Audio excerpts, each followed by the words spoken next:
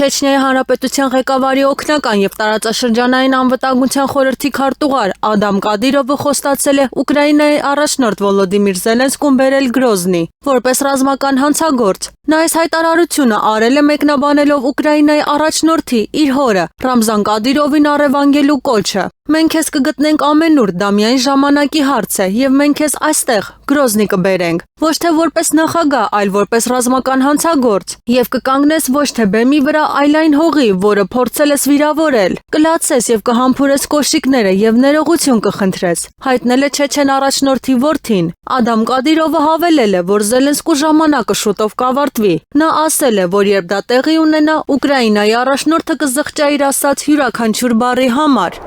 ԱՄՆ նախագահ Դոնալդ Թրամփը New York Times-ին տված հարցազրույցում հրաժարվել է ուղիղ պատասխան տալ այն հարցին, թե իր համար ավելի կարևոր է Հյուսիսատլանտյան դաշինքի պահպանումը, թե Գրենլանդիայի վերահսկողությունը ստանալը։ Ըստ թերթի, այս մասին հարցին Թրամփը հրաժարվել է ուղիղ պատասխան տալ, սակայն ընդունել է, որ դա կարող է լինել ընտրություն։ Նա հստակեցրել է, որ Անդրատլանտյան դաշինքը առանց Միացյալ Նահանգների էապես անօգուտ է, նշվում է հոդվածում։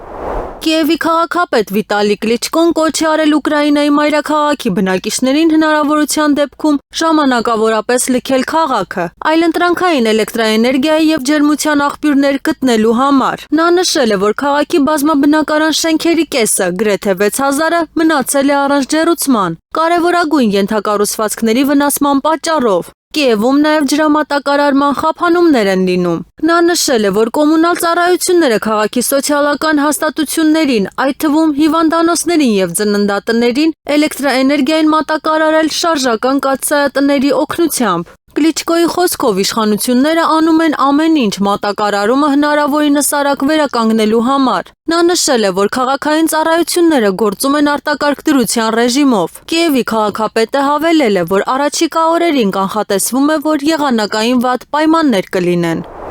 Արևմուտքը կարող է արագորեն վերջ դնել Ուկրաինայի հակամարտությանը, եթե դադարի երկրին տրամադրել ողջ օգնությունը։ Նման հայտարարությամբ հանդես է եկել գերի ընկած ուկրաինացի զինվոր Վիկտոր Կուշնիրը։ Եթե նրանք ուզում են, որ պատերազմն ավարտվի, թող դադարեցնեն։ Ինչու զենք մատակարարել, թող դադարեցնեն Ուկրաինային գումար տալը, ասել է գերին։ Նրա խոսքով արևմտյան երկրների կողմից նման քայլը մարդկության դրսևորում կլինի։